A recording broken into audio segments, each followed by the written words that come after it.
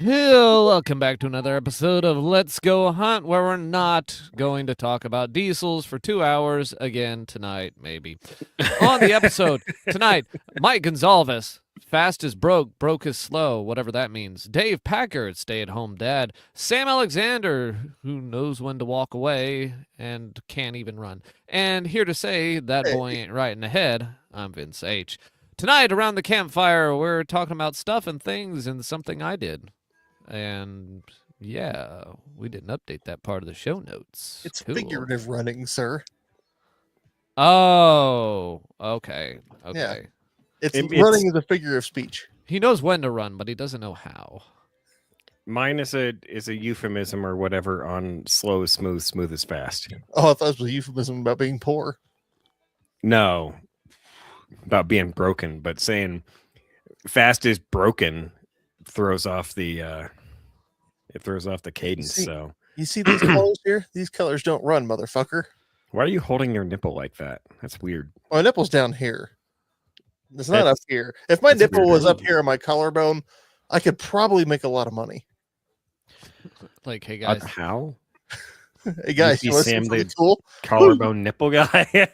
Just like Hey, run around flashing people somebody somewhere is really into that. okay. his name was Barnum and Bailey, or P.T. Barnum, I guess. You know, He's there was a day and time when freaks could make an honest living. Well, that day's back. But We the used to be problem a is proper they make it country. getting naked now.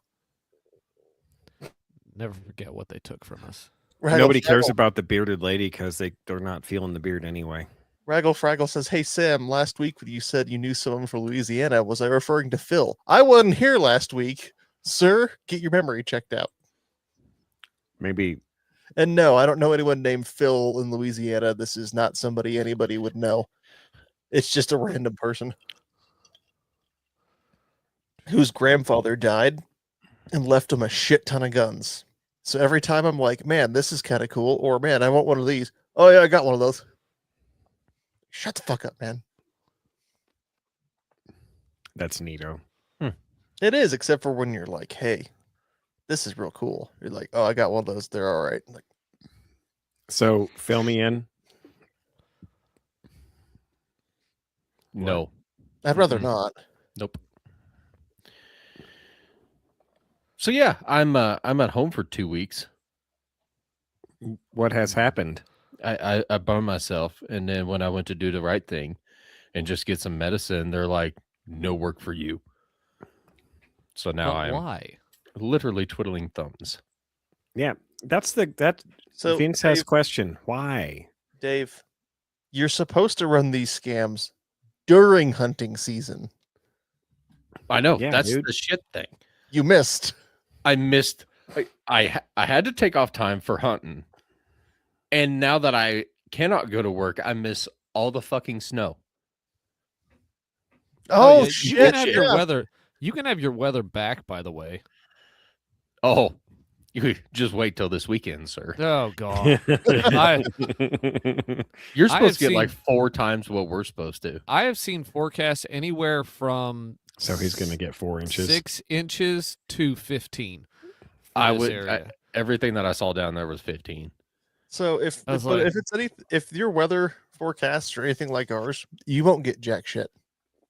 See, you say that. And the last like fucking snow that I plowed when the giant ass crash happened, we got 10 inches and we were only supposed to get 3. So Yeah, see, they forecast I was up here. satisfied. It's fucking wonderful. They're like, oh, we can expect anywhere from 1 to 10 inches. You can't narrow that down. Why do we pay you to be on TV and tell us what to expect? You don't know what to expect. The best one that I saw was the blizzard that we had not November 25, but November 24. And I had a weather station screenshot that said 0 to 20 inches. I'm like, are you fucking kidding me? They're not even trying anymore. We got 30, but Man, you were way off. You were still You were- wrong. wrong on both accounts. We're gonna start we're gonna start Vegas level betting on how much snow it like people get in random areas, like the over under.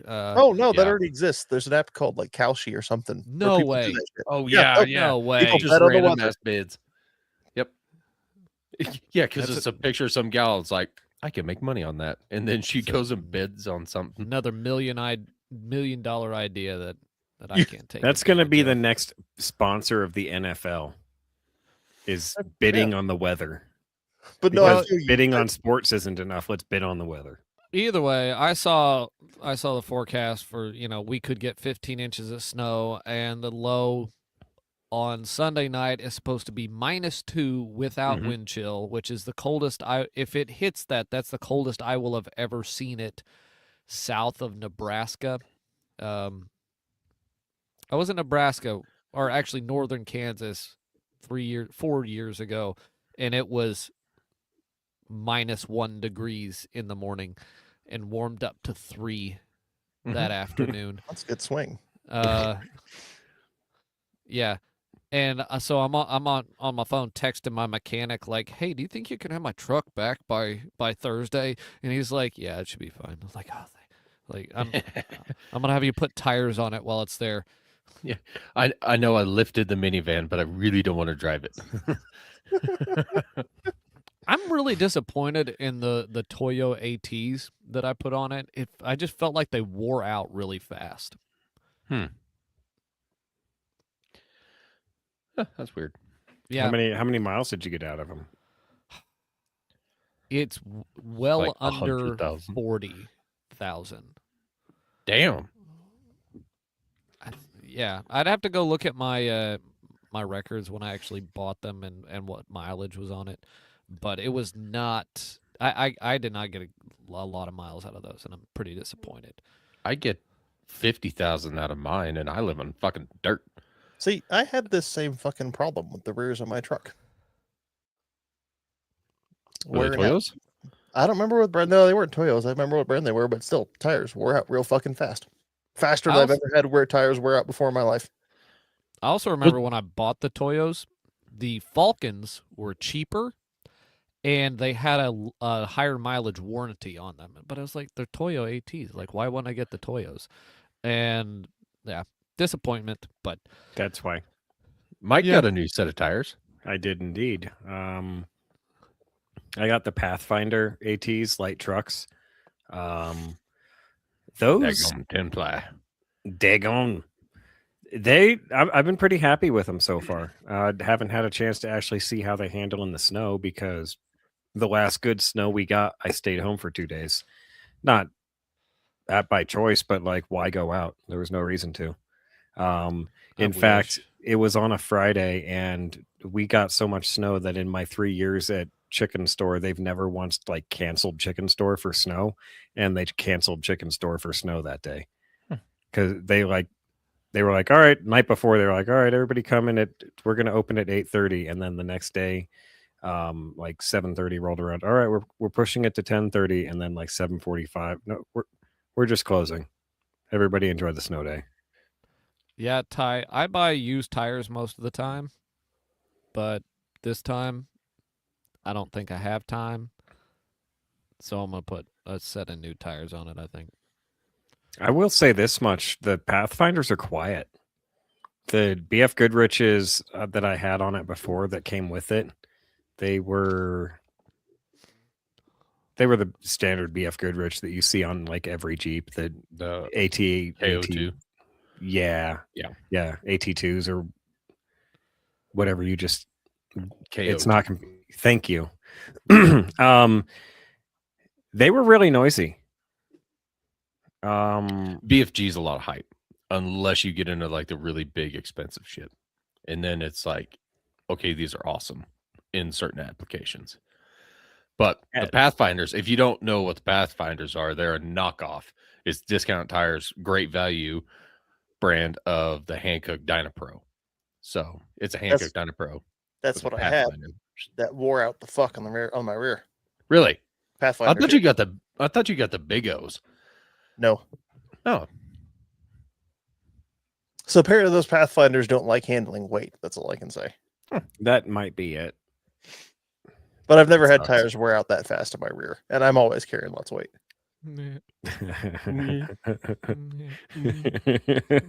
So yes, Fat joke. while I am at home, Home. all by myself, because my wife will go to town and stay in town while She's my like, daughter's at school. she's like, I get the fuck out of here. Get away from Dave. Yeah, she spent one day. She's like, nope, going back. But she stays in town to monitor my daughter's blood sugar. That way, she's just a block from the school, just in case shit does happen. For now, anyway. Mhm. And so I get a lot of alone time. And today, I joined the 1,000-yard club Attaboy. at my On house. purpose. On purpose, even. Sure, yeah. Okay. Mhm. It wasn't a fucking. I didn't have two subsequent Is that skippies. What the is that fuck? like the Ricochet? Mile High Club, but you're 1,000 feet apart? But it's in a 1,000 yards crop apart? duster. No, Pew! I'm either shit is fucky with my ammo or a ricocheted and a keyhole into my target. So I'm thinking I ricocheted, but it happened twice in a row, and I'm like, oh. And I'm shooting by myself. I don't have a spotter, and there's grass out there, so I can't see like dirt flying up anywhere. So I don't know. I'll get a buddy, and at least I know I'm close. Yep. But yes, the sign, the construction target on the stand works perfect. I can see Nice. his at 1,000, so it's mint. That is amazing. Mm-hmm. And I was shooting it with 300 Win, and I did drill one like perfect one, just like a little hole, and it hit right at the base of the sign stand, like right at the bottom of the sign, and then it punched a hole through the sign and then stopped right in the base. I was like, well, that's strange. There's not a lot of energy carrying with this son of a bitch right now. That was a 300 Win Mag? Mm-hmm. Takes Dang. one shot, destroys the stand. Ah, fuck. I'll get another one. It's okay. I know Well, where at least they're you know at. I hit it. Yeah. Well, Dang, that is not a lot of. And how thick is that sign? 1/8-inch aluminum, I think. there's no way those are aluminum. They're way too fucking heavy. They'd be a lot heavier if they were steel. Especially And eighth-inch maybe steel. stainless. I don't know. Well, that's because it skipped off the ground first. Yeah. It dumped all its energy into the dirt. Oh yeah. I got a picture of the bullet, and it's all like, I'm a little fucked up. But will you take care of me forever and ever? Let's see. I'll find it. Talk amongst yourselves. Well, that's awesome. 1,000-yard club's pretty cool. Not do Pretty it happy twice. with it. Do it again. Yeah, we definitely. I know we were going to talk about I some did- SHOT Show stuff later, right? And I was looking at things, and then I just saw the price tag on something. And it's amazing how fast your boner will go away. Continue, Mike. I was going to talk about something less interesting than boners, but what is that? It's a little retarded. Oh, that's the bullet. I Yeah. thought Sam brought this up in relation to what Sam No, was talking no. about, and I was like, okay, so that's it. me. Oh, it's like put me in a shoebox and nurse me back to health. I had a personal best working on the fast It's a drill, good which size I've talked bullet. about before. I got it down to 5.34 seconds over the weekend. My draw stroke is still 2 seconds, and I don't like that. So just need to clean that up. But you, Dave and Vince, I told Sam on the AK, but the Klecker Tactical with the lever 2 hood that I level 2. What did I say? Lever 2, level 2 retention hood that I have on it. I'm getting better pushing the button and getting the gun out. Like now, it looks like somebody just drawing it. I mean, from my perspective, watching my video, it looks like somebody just drawing from a normal holster, like a normal human drawing. So that's good. It's not chewing my thumb up either anymore. I don't know if that's good or bad, but anyway, those were nice holes in your sign there. Oh, thank you. Now you need to turn the whole thing into Swiss cheese, but the legal kind, not the drive-by, shoot at it kind. This guy's gonna go hunt oryx with missiles. Um, Jeremiah Flah. So, are they going to be meat seekers? Oh my God! No, that's just you on date night. I'm writing it down for the other annotation to that. Mike is a meat seeker. Okay, got it. Fuck you guys. You set it up. We just deliver. No, I didn't set shit up. Yes, you did. You're a donkey. This is your fault. Gaslighting son of a bitch. Diesel light. All right, that's fair. Anyway, Yeah, that's all I had. I don't want to get into super detail about the shooting trip, but the shooting trip's all I did. So nice. it was a lot of fun. I did bring Ella out, and she shot her pink gun standing up, and she shot it like everybody loves to shoot rifles the first time, and she wouldn't take direction to straighten up. So we'll work on it. Like nothing has to be perfect from the get-go. So went with Country Boy guns. He brought some cool stuff, so it was a good time. It was nice being on the range and just you know what I mean? Yeah. No, please explain. I'm unfamiliar with these concepts. Oh, it's when you go up to shoot and you can actually shoot because you didn't go to tweaker tracks and you don't turn around sad because it's closed. I've never had to turn around because it was closed. I always find out ahead of time. Listen, if your logic is going to ruin the joke, then I just won't make jokes anymore. Why didn't you tell us this Okay. sooner? Please go on. Tell me more. What else you got? That's it. That's all I'm telling you. Eh.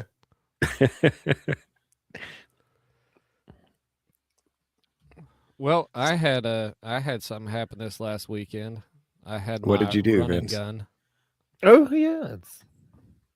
Did you win it all? No, Did you run and gun? I did, but in an order that might surprise you. Hmm. Do y'all want a full recap on it, or kind of highlights, or Do what it. do we want to do? I mean, hit it. What Yeah. did you shoot it with? Did you shoot it with the good guy, with the big guy? No, so on this one, because the distances were so short, and I don't know exactly why they mentioned something about a potential safety concern with larger calibers. I don't see it, but they limited everybody to 7.62 by 3.9, 5.56, or 300 blackout or equivalent. So that got answered for me, but I did put the fiber dot on my main rifle that I normally take and run. My 14.5, actually it's a 14.7 pin and weld. I sighted that in and never actually put it above 3 power because I think the furthest target was 170 yards and it was a full size silhouette steel. So there was no reason to go higher than that. But yeah, I guess I'll start at the beginning. Got there Friday morning. Got out to I RO'd first, and then about 12:30 I got out on the course to do my run. And so this year we started at the main base, and then we did some stages on over there, and then ran on the back road over to the other property, and finished up over there, and then got carted back. So you started out, you run down to the county road, take a left, go out to the state highway, run along that for a whole 200 yards, and then go back into the property. And while I was running along the highway, 3 cars passed me, and this will come up later. But you ran back in, and I got to stage 1. Stage 1 was kind of fun. It was set up to be like you had to shoot underneath a vehicle to take out, people who were trying to kill you or something. So there was set up to where you couldn't see any of the targets downrange, and then you had to shoot really tiny targets at about 30 yards with your rifle underneath what was like a mock chassis. They didn't have an actual car parked out there, but like you maybe had 6 inches of space under there to try and shoot underneath the barricade. And you couldn't see beyond it. So it wasn't just you were shooting underneath like a board or something so you could look up and see the target and then find it. No, you could only look underneath it. And then, so you had to do that. Then you had to set your rifle down and then move to the right and shoot through a car door window at a couple of targets, and then move to your left and shoot at some more targets over there. So it was pistol and rifle. That one you're supposed to run blind.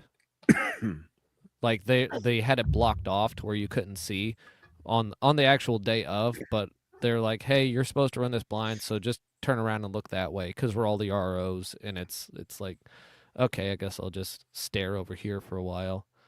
On that stage, I think I finished 15th out of 93 shooters. Damn. Nice, dude. Yeah, except like the guy who did the best on it, like my time on that stage was 65 seconds, and the guy who did the best on it shot it in 32. Fuck. Damn, dude. You had 6 targets underneath that you had to shoot with rifle, and then 5 pistol targets, and the targets were tiny for the rifle. So I got down there and I was like, I'll use my offset iron sights. And I get over there and the guy's like, you're going to want to use your scope. I'm like, okay, I'll believe you. It didn't go too bad.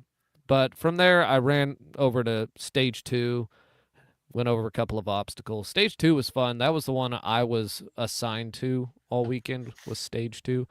And you had to go over a barricade, and then there was 3 tank traps, and you had to engage 6 targets with your rifle across a pond, and then at one tank trap, move to the next tank trap, and then the next tank trap, and shoot them all again at each one. So 18 hits.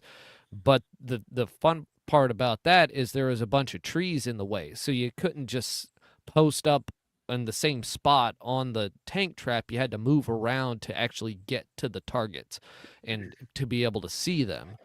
And that was something that a lot of people struggled with, to the point where they would try and move from one tank trap to the next without actually clearing all the targets. Like, I kept having to go, wait, come back here. There's one over there. And they're like, where is it? I'm like, it's right over there. It's the one on the far left. And they're like, where is it? And like, it's behind those trees. It's on the far left. And I had to do that so many. I had to do that actually to the match director. Like, he's like, which one did I miss? Like, the one on the far left. He designed the stage. He set it up. He made sure everything was where he wanted it, and yet he still had trouble seeing it in the moment, which was just hilarious for me. I got to rib him about that pretty good. Nice. I think I finished 6th out on that stage. The one guy, what happened on RO day was I got out there, and there's only about 3 or 4 guys behind me who still had to run.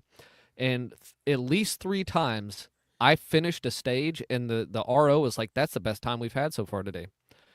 And then the guy who was right behind me would come up and be like, how fast you shoot that last stage? And he will have beaten me by like 10 seconds. So I would go like, get the best time. And then this other RO who has won the event several times would come up and just blow my time out of the water. Like, you're really annoying. You had it been like, dude, stop. Like, Fuck off. Yeah. Stop calling me. Stage Go 3, hound someone else. Yeah. Stage 3, actually, so that was my best stage. You had 3 rifle targets, and there's a mock roof that they have out there for you to shoot from. So you had to run and jump on the roof, shoot 3 rifle targets, drop your mag, and then shoot another target as a high value, so your rifle was empty. So if you miss that high value target, it's a 40-second penalty. Clear that, and then you had 3 cars that with a door open, and you had to move up to those car door windows and shoot paper plates on the ground on the other side, 2 hits each. So you had to move up there and just bang, bang, bang, bang, and move on to the next car, bang, bang, bang, bang. And then you did that at 3 cars, and then you had to shoot that same high value target because you had moved way closer to it with your handgun. So you had to drop the mag, 1 high value hit with your handgun. And so I'll say I finished second. I'm not done with the stage, but I finished second on this stage because 2 guys who ran it faster than I did both missed the high value pistol target, which was a 20-second penalty. So I ended up with a second place finish on that stage because a couple of guys missed the high value, but that's on them. And then you had to reload your rifle and shoot the rifle targets again, and then the stage was over. But a lot of movement on that one, a lot of shooting pistol fast. And What yeah. pistol were you shooting? So there was a rumor going around because they actually did a really good job of not tipping off anybody about what the stage designs were. And there was a rumor going around about left-hand shooting and right-hand shooting. And I was like, I'm not shooting the Glock with the JTT if I have to shoot left-handed. Because that's just not I'm not good at that. So I was like, okay, I'll take my high power or high power. I'll take the high power. I'll take the, I'll take the Rhodesian high power. It's fine. I can shoot that better left-handed. That's why I If was I have hoping to. take that. Finished up stage 3, and then it was time to run between properties, which is about a 2-mile run. And I'm running down the road, and I get a mile and a half in. I'm like, my holster is making a lot of noise. Is that just the clacking around from the there was a loose piece on the bottom of the holster. It was a clip because I realized that I had taken the thigh strap off, which just clips in, and then and so I had to rig something up because apparently I left my thigh strap at home along with my underwear, and Yeah. that's not a joke. I really did forget underwear. Could we have just left it at a joke? So you were running that match in the commando class. So it was cold Friday morning, right? And Holy shit! USPSA needs a new class. commando. Yeah, commando class. And you have to wear short. You have to wear some pretty damn short shorts. There's a maximum length in your shorts. If your balls pop out, it's a DQ. It was Awesome. really cold that day. Yeah, it looked like I was smuggling 3 peanut M&Ms around the course. Brutal. I thought it was going to be worse than it was. Okay, so I wore my long johns, right, that morning because I was going to be out standing around, but forgot to actually grab like normal underwear, and there's no way I'm running with the silkies and pants. So I was like, I'll just go commando. It'll be fine. And it actually was more fine than I expected it to be. It's actually pretty close. The Tangle division. Thank you, Dusky. What division were you part of? The Dangle. Where's that? Guys are showing up with their plate carriers on and their little dangler pouches underneath. You're like, well, it's not what you think. That's Read And the they're fine just print. bare-legged, and from what you can see, all the way up to like. guess again. No, my holster apparently started coming undone from the QLS fork again, and I thought I had fixed this. Wait, I'd like added, screws coming out? yeah, the screws were backing out, and luckily I found it before I actually lost any of the screws. But also realized that I didn't bring a screwdriver with me, so I had to pull out my knife and like tighten it back up with the knife. And then I was like, I don't want this to rattle back loose the rest of the time, so I'm running like I've got the gun in the holster but off the fork, so I'm just holding it to my chest running down the road. So I got this gun over here and I got this gun over here running down the county road. Anyway, yes, Dusky, I put thread locker on it when I got home. Okay, I have fixed the issue, hopefully. Anyway, I get to stage 4. Stage 4 sucks. That's all I have to say about that. No, I'm just kidding. Stage 4 was a pistol only stage that had a 20-second par time. And there's this little angle it was a steel target that was just an L that was about an inch wide that you had to knock over, clear 5 plates on a plate rack, and then there was a hostage target. Now, if you hit the hostage, it was max time plus all penalties for that stage if you hit the Cool. target. Dang. Well, I didn't even get that far. I didn't clear the plate rack before 20 seconds. So, Oof. yeah. I need to go practice my pistol some more. Like, I was thinking about it. Like, I know I could.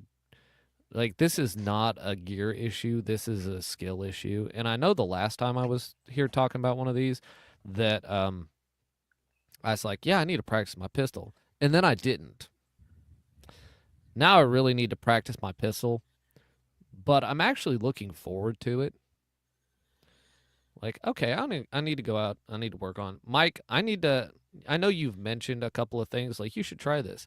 I need to get more of that from you at some point. I'm happy to give. Yeah, because I need to go practice pistol.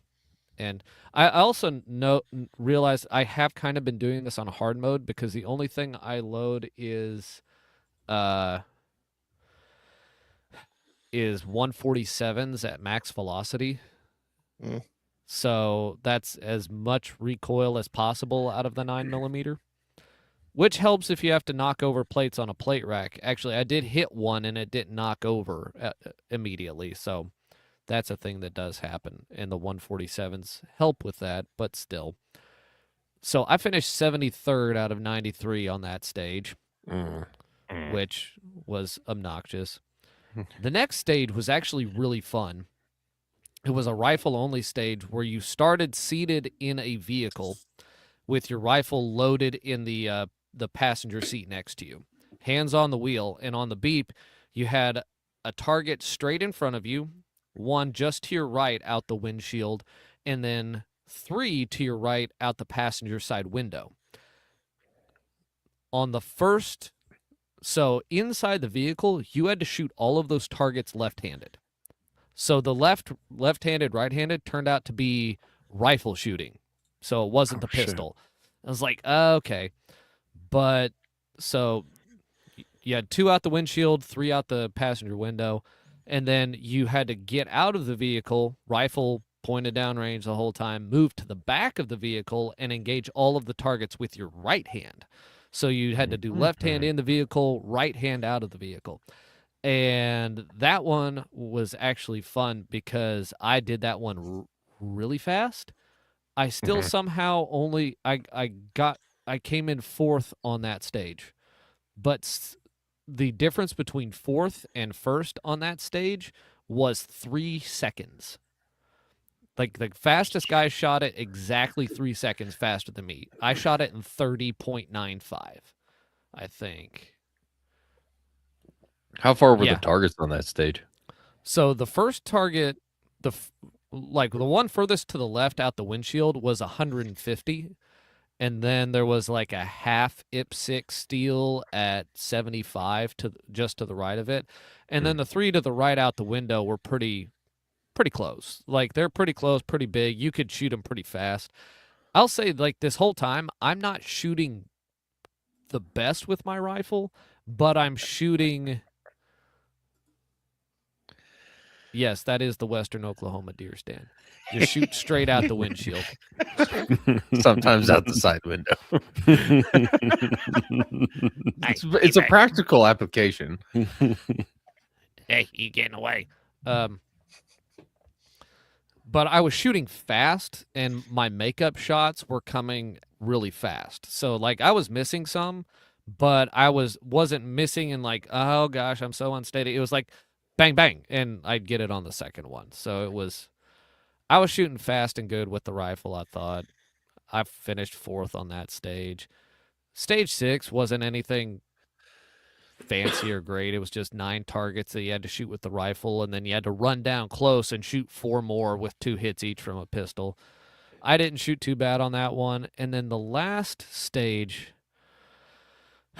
was 15 pistol targets that all required 2 hits each with 120-second par time. And so that's at least 1 pistol reload.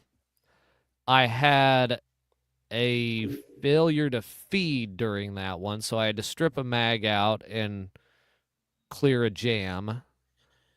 And when I went to do my reload, so I'm trying to go fast, and as I'm pushing back out after that reload, I accidentally tapped the trigger. Oh, And I send a round down range. Mm. Now, the round went in a safe direction. It went in amongst the targets, but it was obvious that I had a ND. Now, the RO didn't stop he didn't stop my run. He didn't DQ me, but he did kind of issue a warning. Like, if that had gone somewhere else, that would have been a DQ. But because it went downrange, even though I know that it was an ND, I'm not going to DQ you on it. Just be careful. Which, I don't know. What do you guys think? Do you think he was right about that? Or do you think, like, that should have been an instant? I don't know. That's I've seen guys that like will ND.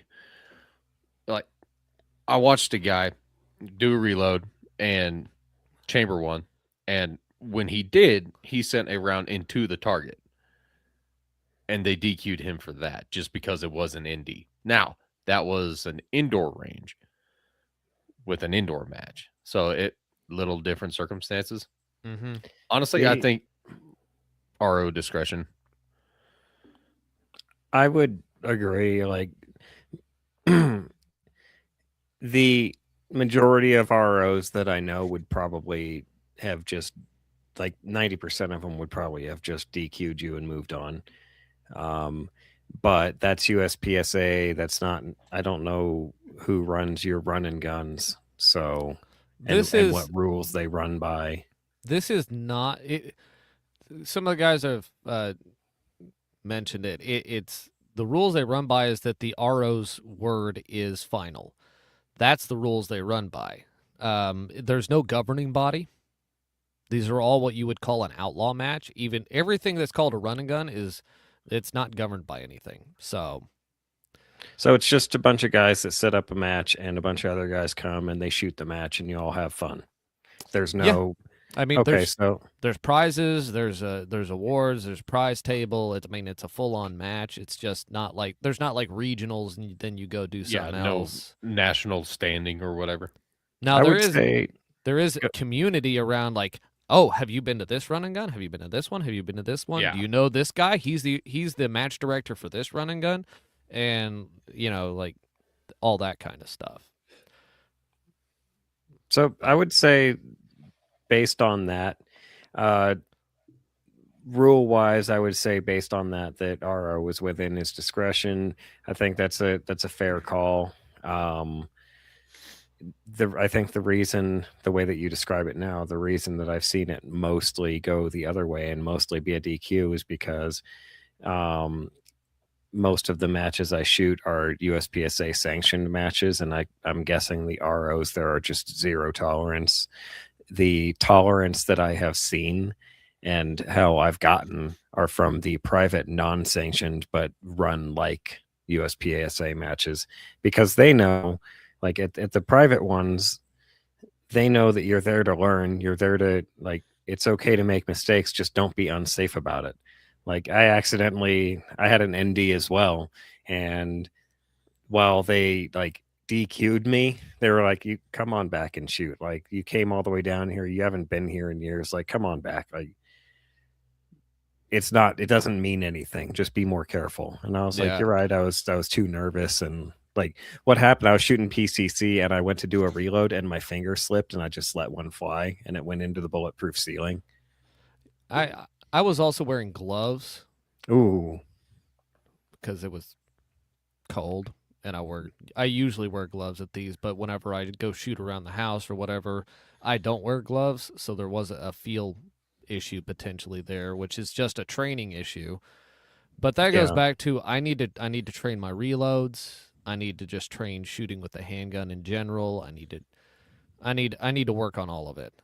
I think, and that's one of the things that has me pushing more towards spending more time, at least a certain number of rounds a month at the range, doing specific work, not just out there dink dink dink dink dink shooting at steel. So Well, I found out, and not to sound like high and mighty, I'm not trying to be that way, but a long time ago, I discovered that when I go to the range and I'm just like, oh, I'm going to spend 200 rounds, but all I'm going to do is put little holes in paper at 5-7 yards. Okay, cool. I'm starting to lose interest. And it was right around that time that I met an RO who later became one of their instructors and lead instructors. And he was like, save that. And he turned me on to not only the world of competition, but like even more fun accuracy shooting, like turning the target sideways and shooting it that way. And it when you make every round count at the range, you can still have fun, but there are drills you can work on, like Mozambiques. You can do Mozambiques all day long and still have fun at the range. You can do bill drills all day long, and yeah, bill drills are going to burn through your ammo real quick. But William P. Drill the third. but there's a lot of stuff you can do at the range. Like if you're going to but not just directed at Vince, but literally anybody, any of the listeners and the one or two watcher, your range time counts, and ammo is expensive. Make it count. Don't just go and like, oh, I put holes in paper. Yay. Go accomplish something. Go set up rounds to like put 2 rounds in a magazine, load that in your gun, put another 2 rounds in the next mag and the next mag, and just work on double taps and then slide lock reloads from there, and start to recognize what an empty gun looks like and what it feels like. You'll start to get good at your reloads doing that. You'll start to understand about like conserving your shots and shooting when you want to instead of just dumping away. I mean, there's a million different drills you could do. And Vince kind of tickled my tism on this one, but Apparently. your range time is valuable, especially guys that don't get to go a lot. Your range time, if you bring 200 or 300 rounds of ammo to burn at the range all day, okay, cool. Do drills. Don't just put holes in paper. Like, all right, I'm gonna try and wrap up this Yeah, go ahead. this bit of the story. So I finished up my run. I felt like I did pretty good.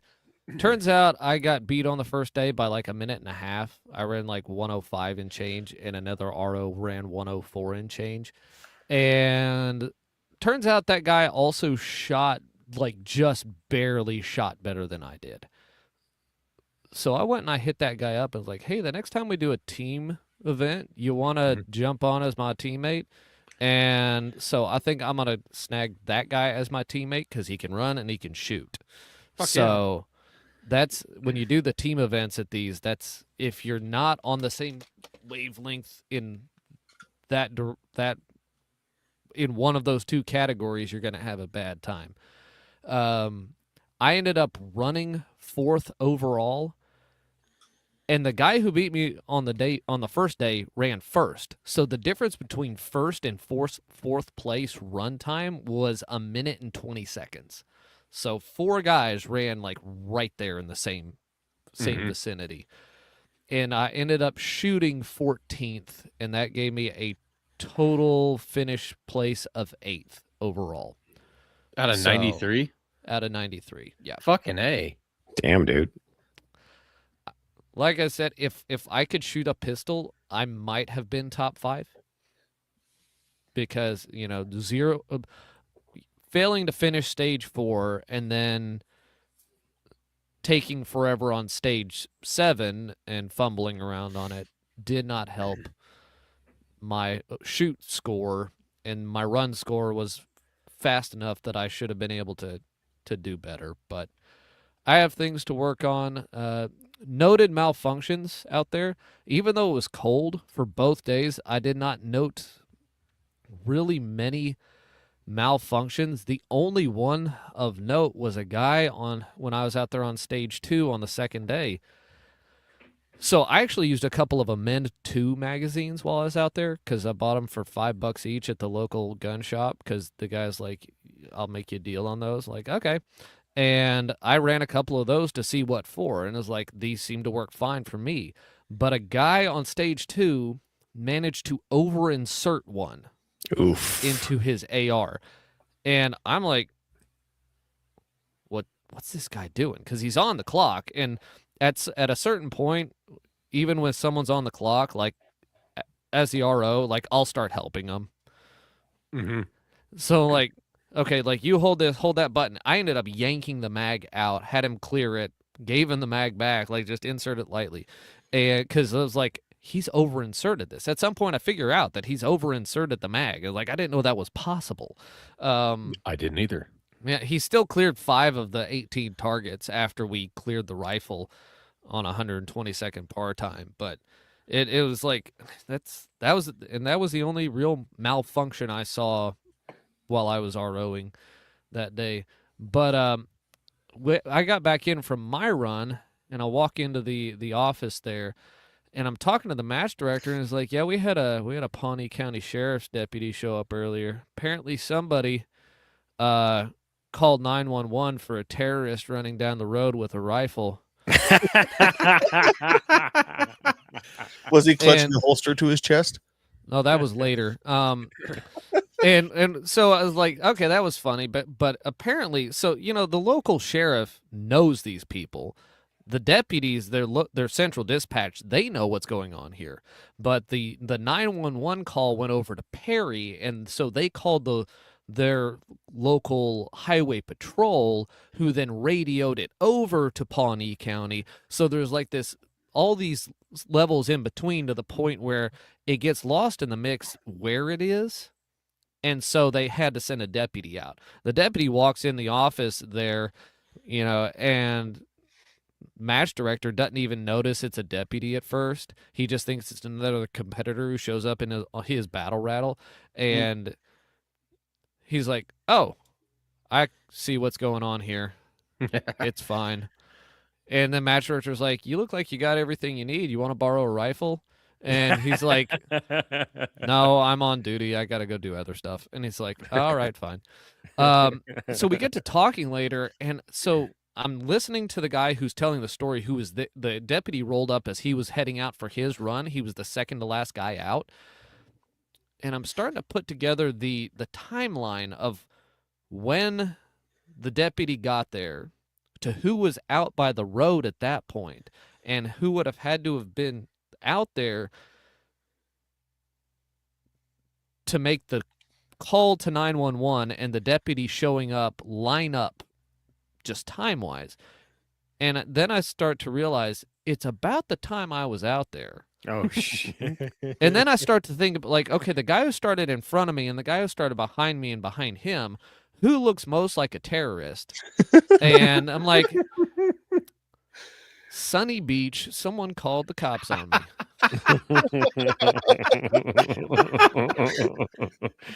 He's got a beard. Get him. I just have to, like, none of us actually look like terrorists. It had to have just been some pearl clutching liberal white woman. Of course it was. Who was like really thought that they were doing something like, oh, I'm gonna get them. They're gonna show up and just make their day terrible. And it's like the deputies know, they all know, like all the locals know what goes on there. It's not like you make it sound like there's some nasty shit going on during this run. Like the locals all knew what was going on down there. Run and gun. No, it's sheriff done been paid off. I think actually back in the summer, the sheriff was just there hanging out with everyone, talking like during the event. Like, who's that? Like, oh, that's Pawnee County Sheriff. Like, okay, cool. But so if you don't wear a throbe, in your next match, like the whole white Oh, yes, please. Oh with a man. tablecloth wrapped around your head. Yes, please. See, I don't own an AK though. If That's I ran okay. it with AK, It doesn't matter. The Taliban will have M16s now. Oh wait, yeah, and Yeah. I need Yeah. to build an A3 clone. Okay, you're right. See, But anyway, Big things. we got done, and they took us to the steakhouse on Friday evening there in town, which is a really nice steakhouse, and I ate a 24-ounce ribeye. And God You damn. did? I mean, he did Here just do all comes that son. running. I didn't eat much that day. I mean, I felt fine, but I didn't really eat much. I just had like a power bar and some pretzels. And I get there and I was like, I'll have that ribeye. I ended up eating the whole thing and my plate of what do they call them? Texas fries, Texas toothpicks. Texas toothpicks. Deep fried Anaheim peppers. We Yeah, with our toothpicks we do onions and peppers. yeah. These were just Yeah. Anaheim peppers, sliced thin, deep fried. I dipped them in ranch. They were delicious. Oh yeah, they're good. And Also great as a burger topping. ooh. Mm-hmm. Then next day I just RO'd the event. It was much colder and it was windy as could be in the afternoon. In fact, I parked my van facing into the wind, put on all my warm stuff, and like, here guys, I'll make sure the tablet that we put the scores in on stays nice and warm. And so I sat in the back of my van for the first 3 hours, just taking scores and all that nonsense. And then like they brought us lunch and like, okay, I need to give this other guy a spell. So I started running people through the stage and I got out there for the first time and that wind hit me in the face and I'm like, I can't see because my eyes are dried out and starting to water. And I was like, this is terrible. How do you like I'm trying to call hits and I can't see. So I'm just listening. Like to hear steel ring, like hit, ding, hit, like trying to clear my eyes. It was kind of bad. It was like 35 degrees with a 35-mile-an-hour northwest wind, and that's like right the direction that I was looking. It was bad. But that was my whole weekend. I got stuff to work on. I got mags to reload. I got pistol ammo to load up, and I got work to do. So hopefully next time around I can actually shoot a pistol and be pleased with my abilities. Nice. Very excited. That's awesome, man. On the ND thing, not to drag this too far back. All I can say is if I was in his shoes, probably would have let you fly with it. I could say the one time I've had an ND on the range, Mike was there, I had to fucking walk away. Because for me, it's like, all right, I'm done. I need to walk away now. Yeah, it wasn't a good feeling. Yeah, It's like for me, that it's just unfortunately it was like halfway through, so like I can either stop and go, "Oh no," or I can keep shooting targets. Just keep shooting targets till they tell you to stop. If they don't tell you to stop, you're good. Yeah. I Go to the guess. whistle. Also, part of me is like, maybe you didn't notice. Would okay, so since He you noticed. RO too, would you have DQ'd you? I don't think so because the round went in the vicinity of the targets. If the round doesn't, like I may have issued a verbal warning at that point, like slow down. Like, Could just slow down. could you do like a penalty, like a 5-second penalty? The penalties are pre-programmed. You can't Oh, okay. off the cuff penalties. You could, if you wanted, you could tell someone to stop and they stop. Like go back to the start, go collect yourself, try and run through it again. I've done that. I've done that to a guy whenever he got mud in the end of his barrel. Like nope, stop, go clean that out, try again. But yeah. Nice. I don't necessarily disagree, but I think he could have gone either way with it. Got the cops calling you for being a terrorist. Yep. DQ. I should That's get what does extra it. points for that. I love Well- that you got Cops called on you. That's it was amazing. a slow realization. Like, wait a minute. Like putting together the timelines. Like, when did he get there? He got there when you were leaving. You were 4 people behind me. I was out there at this time. I got and then I got passed by actually 3 cars one way, and 1 car was going the other way. So there was at least 4 cars that, in theory, had 1 person in them each minimum, and who saw me running down the road. So odds are, Did they have a coexist bumper sticker? I was paying attention to what they were doing, not at all. I was busy. Very nice. You highlighted that Montana Dirt Roads comment. He says he shot a High Point 380 this weekend that he gave to his mom 15 years ago. She said it was malfunctioning. He forgot how ghetto those are. Okay, so that did remind me. I did bring. Oh, wait. First, I have to mention, you cheap son of a bitch. You gave your mom a High Point. Right? Yeah, dude. Good. Yeah, your mama hate you. I hope she hits you with it. Like I enjoy my High Point 10mm here, but this is your mother we're talking about. To be fair, She deserves at least a Taurus. high points are heavy, Actually, I'd rather 380, have a High Point than a kind of Taurus. snappy. Yeah, you're right. I mean, really, as heavy as high points are, I bet that thing recoils like a fucking dream.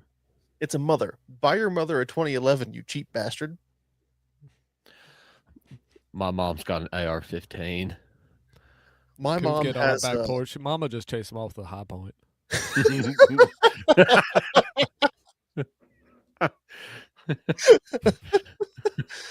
oh, Oh, Mama did love that High Point carbine.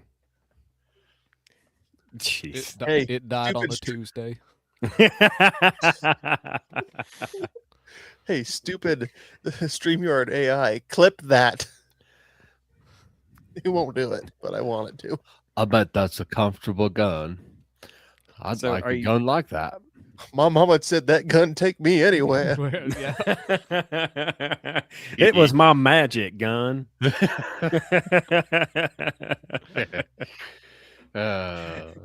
So SHOT Show. Wait, Mike, you took your High Oh Point yeah, yeah, carbine yeah. Yes, Fucking right? sorry. Yeah, since Montana Dirt Roads brought it up, I realized What? I forgot that I did bring the High Point carbine 10 mil to the range with me. Do you want And to I- tell everybody what's attached to that thing? Because when I What? saw pictures, I about laughed. So here's what I have attached to this thing, and I'm going to go over all the attachments because get a I'm thumb? Do pretty you have it sure with you? I'm pretty sure I can just go get it out of the safe and show Is you. the High Point in the room with us now? That's over there in the corner watching. Bird. Whoa! You got a cuck point. We can't have that as a show title. I'm sorry. Sitting in a therapist chair. Is the Karen in the room with you right now? Raggle Fraggle just earlier he said, just to derail, did you guys see the Karen yelling at the duck hunters? Oh my god, yeah. That was fucking hilarious. She's yelling at the decoys. Man, those are decoys. And you're retarded. Flapping her fucking arms. You Is that what retard. I didn't even look? I didn't want my blood pressure up, so I didn't even turn the sound on. Oh, dude, But it I was was like- entertaining. Like I can see what's going on here, and then the best part was at the end when the guy pulls up and shoots a duck, and Yeah. as she's standing there, like That's great. fantastic. Okay, so here in front of me for the audio listeners, I have my High Point carbine in the real tree camo. I asked don't Dave count if he those. wanted a camo one, and his response was more or less, "Fuck no." I can rattle can. It's the best So here's what I have attached to my $130. Or I guess it costs more than that, It regardless. costs more than that. So I don't know what Sam's laughing at. Is it the Gideon Optics? It's the fucking bipod. Is it the Gideon Optics 1:6 fiber optic dot, or is it the foregrip? Is the foregrip what makes you laugh, or is it the bipod? It's the It's the bipod fucking- what makes. There's a fucking bipod. I saw that video. It's like there's a fucking bipod in that, isn't there? Yep, there is. Oh Dude, how heavy is that? Dude, Yes. it's a high point carbine. Yes. Fuck's sake. It's not bad though. Honestly. We discussed earlier. We were or of like shit 100 episodes ago. We were discussing like density and things, and I looked up this chart, and it was like densest thing on Earth, and blah blah blah blah. And it was just this little ball falling into this graph, and at the end, it was 308 owners, and it was just, phew. And now I know there's a new stage, and it is that high point, and that It is J Mac. that is a new black hole. You know what? This is going to take a beaver in April with this bipod. Yeah, you're just gonna fucking throw it in the pond and hit them. You could be like, Sam, go get it, please. I was very disappointed. I had many jams, and it could have been ammo related. I bought I went to Shields beforehand and got the like 200 round pack from Federal, and I know that stuff's not great, but it kept Yoki. instead of feeding up the feed ramp into the chamber, it was feeding down into the front of the magazine. Oh, that might be a mag issue. Yeah. I have, out of my 3 mags, I have one of them that will do that on the first round in the mag. Try more mags. Have you pulled that apart and cleaned it yet? Yes, that's the first thing Okay. I did. Yeah, that same. And I'm it's pretty like the sure I did it Axle with grease Shot out of Racha it. too. It's probably a mag issue. Because I have one that'll kind of want to get fucky on me, and that first round will just kind of like, it's almost like the nose of the cartridge catches on the front of the mag as it's trying to get fed. Yep. But other than that, it was fun. I got a loose sight. I was having a hell of a hard time sighting it in until I realized that the adjusters are a quarter MOA, and a quarter MOA. I was just trying to get it on paper. A quarter MOA at 25 yards. Just one MOA at 25 yards is a quarter of an inch. And if you're doing a quarter of an MOA, that's a 16th of an inch every click. So I was like, no wonder it's not moving. So Yes. I'm like, crank. Okay, it moved 2 inches. Finally. What do you have that sighted in at? 25? I was trying to sight it in at 50, but I couldn't get it on paper at 50. So I went to 25 just to get it on paper. And then I decided to go do drills instead. I'm going to laugh if I get a better group at 100 out of my advocate. Fraggle brings up a good point. Probably a weak mag spring. Because that would be indicative of the bolt comes forward, it catches that round before it can fully.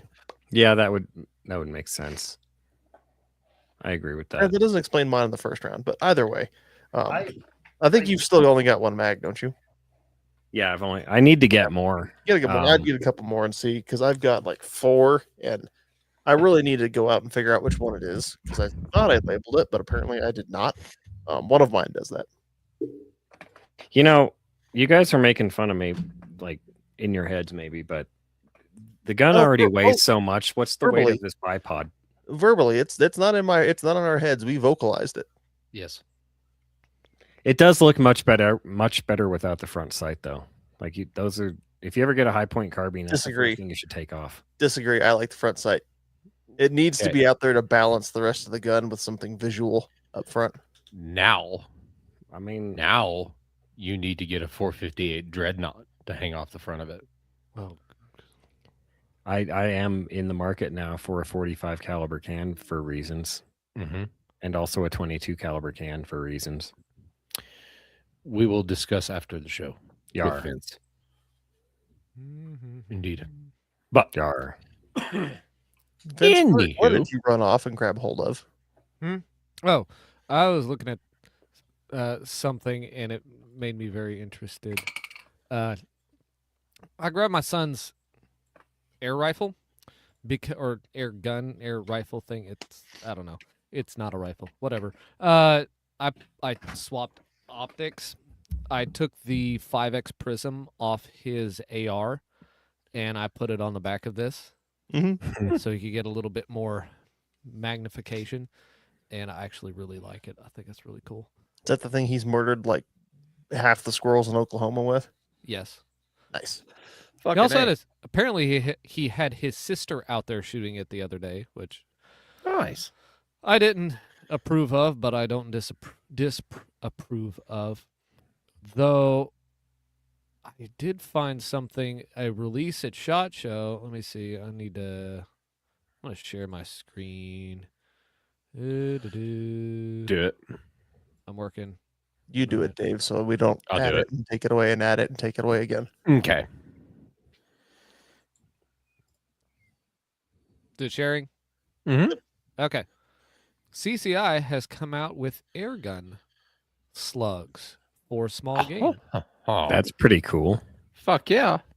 I don't know how well these will work for this particular air rifle because, so these are 30 grain hollow points. Does it have a picture of them? No, there's, well, let's see. The new 22 caliber slugs are 30 grains, 35, and yeah, so 4 different SKUs, 2 30 grains and 2 segmented hollow point. Okay, that's what that other one is. Segmented hollow point and a standard hollow point, a 30 and a 35 grain of each. So 30 grains for a air rifle slug is really heavy. Mm-hmm. So you're not going to get good velocity out of this thing. Because even going up to a 15, 16, or 17 grain, you're probably looking at velocities in the 700 feet per second range.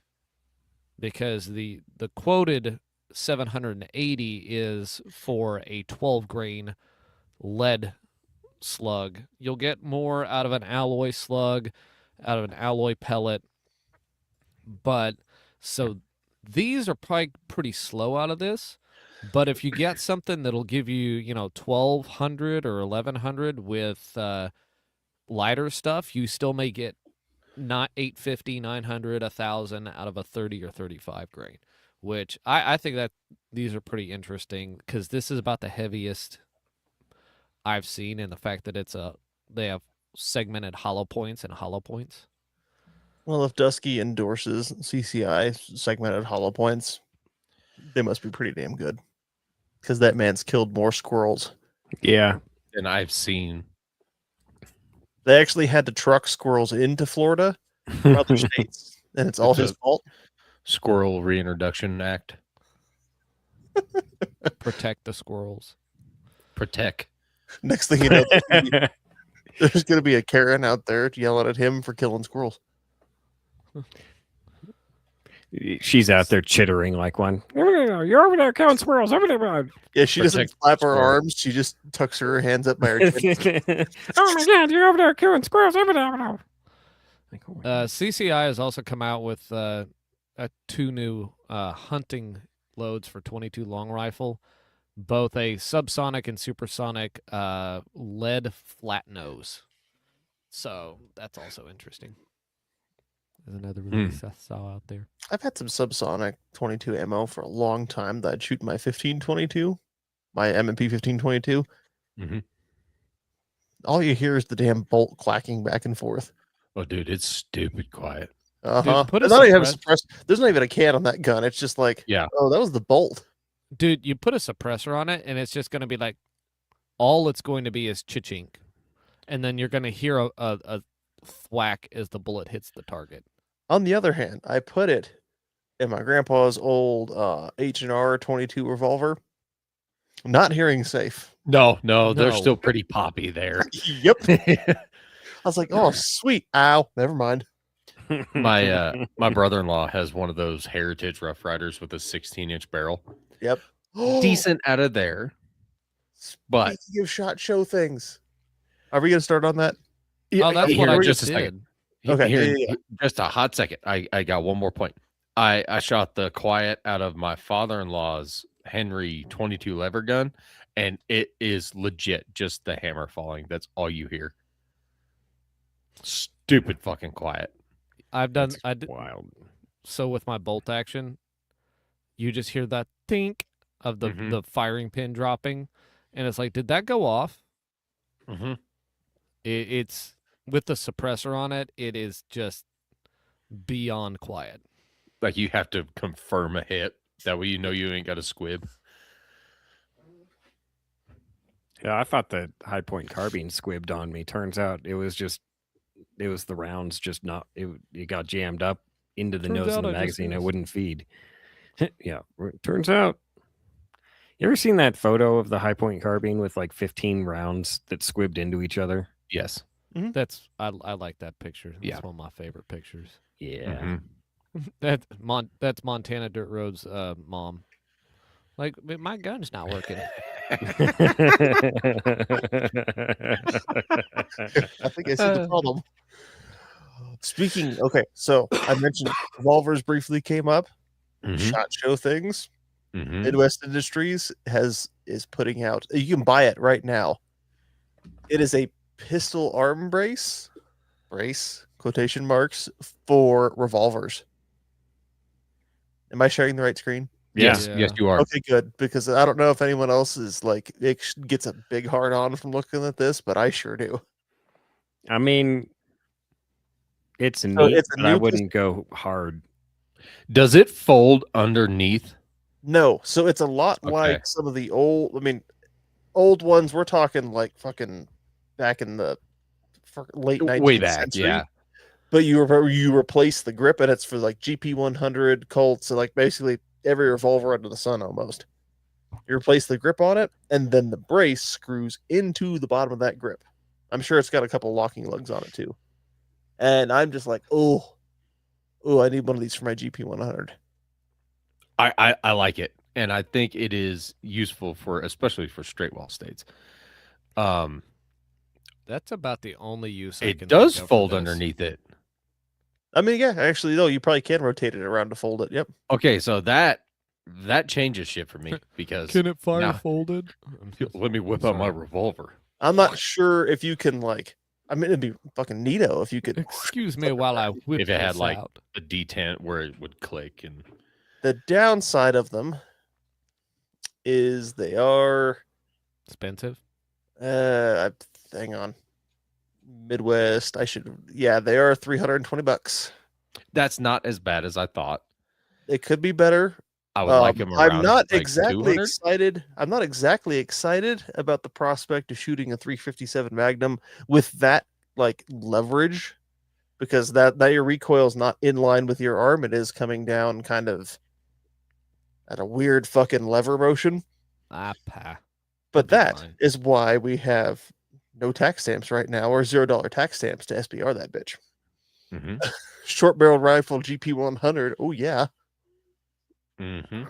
I don't have a practical use for one that is purely like rule of cool, because that harkens back to, have you guys for a few dollars, so Fistful of Dollars, and then there's I'll a be few right back. dollars more, Clint Eastwood. Clyde, what's that? I forget what the actor's name is, but one of the supporting characters in there pulls out a Buntline 1873 revolver, and then sure enough, fucking clips the stock to the bottom of it, and So, do they make one of those for the Heritage Rough Rider? Because It is that'd just possible. be funny. Because the butt stock would cost 3 times what the gun does. let's see, Colt Anaconda, Python, Magnum Research, Ruger And if you get the Blackhawk, 16-inch Rough Super Rider, Blackhawk? then you don't even need to SBR it. It's just you GP100. now have a Porsche. stock for it. I don't see one for that guy, the Rough Rider. Boo. They have one for the frickin' that's the Raging Hunter, and they have one for the Taurus Judge of all things. Okay, now that was a that's kind of Porsche. fun. Well, I guess 410 if you're going to do small game with it. Yeah, there's really not a use for the Judge other than like it's a good snake killing device. Other than I saw one for the very first time watching the horrible Max Payne movie with Mark Wahlberg, and I didn't know anything about guns, so all I knew it was a shotgun pistol, and that was really cool.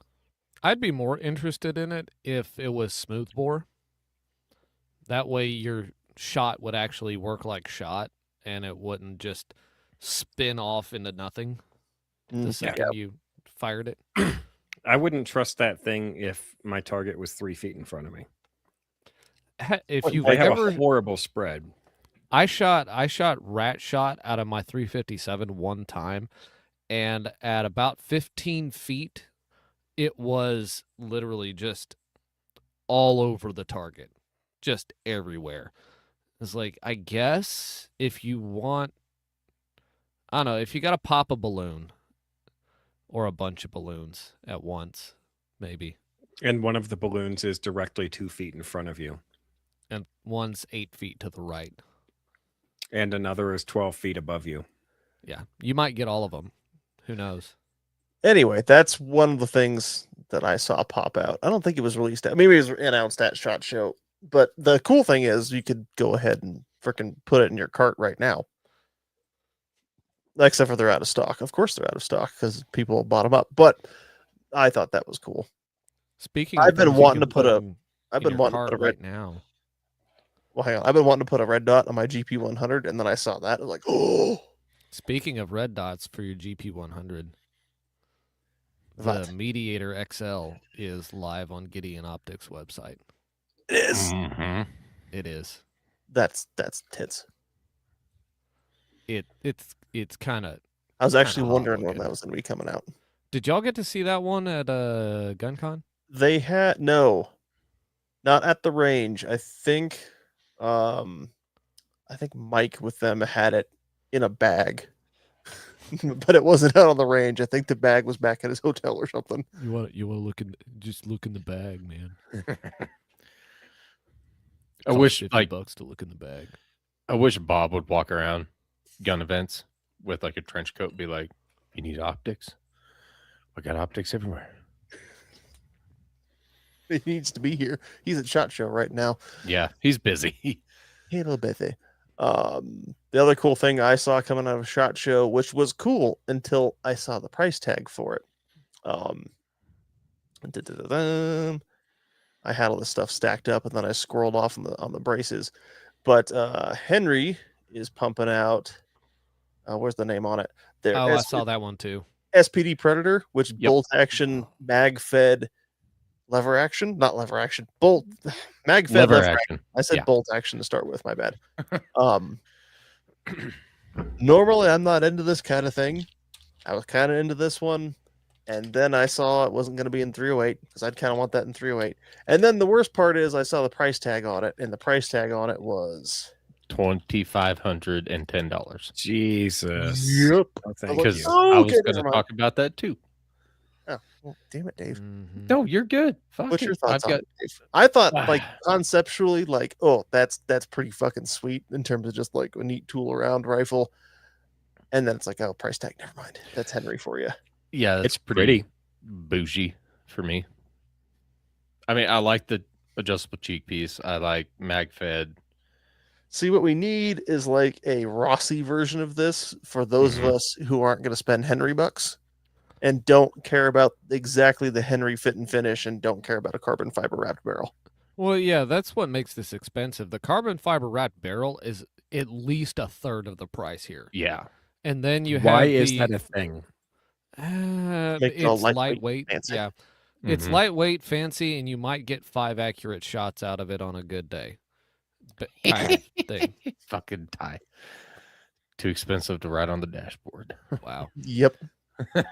And it's got the adjustable is fair. cheek piece and all that. Like you can get all the goodie out of one of these with the what was it? It's the like tactical one that's got a threaded barrel, 16.5 inch, and Oh, I And a just rail on it. closed it.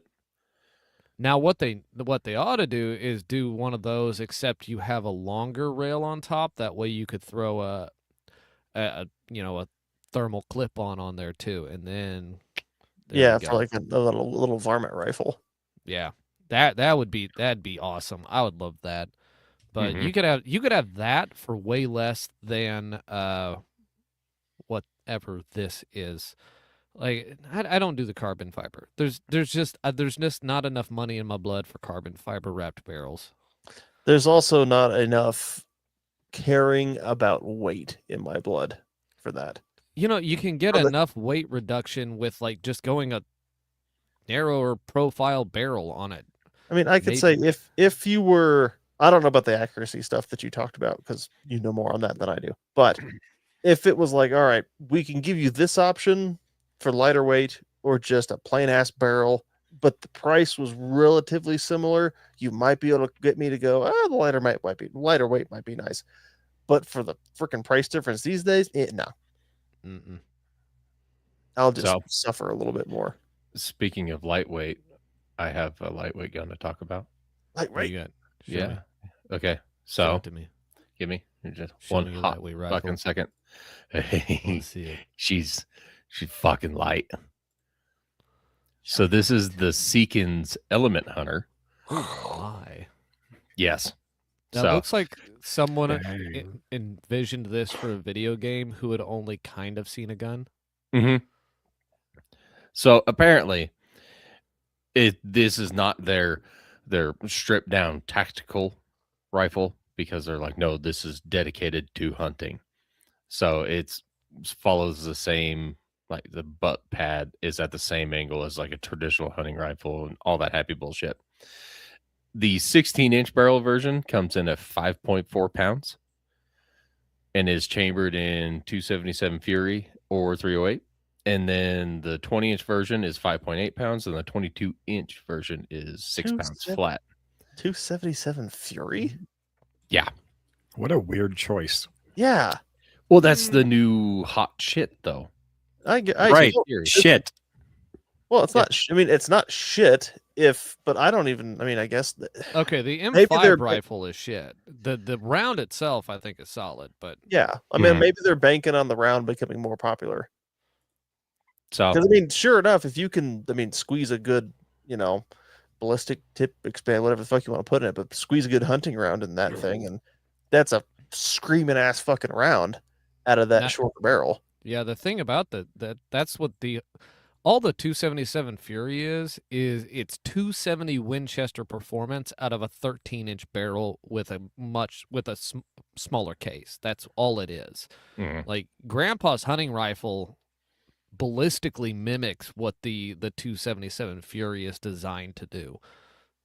Just But you get it in a short action with theoretically a shorter barrel. So Yeah.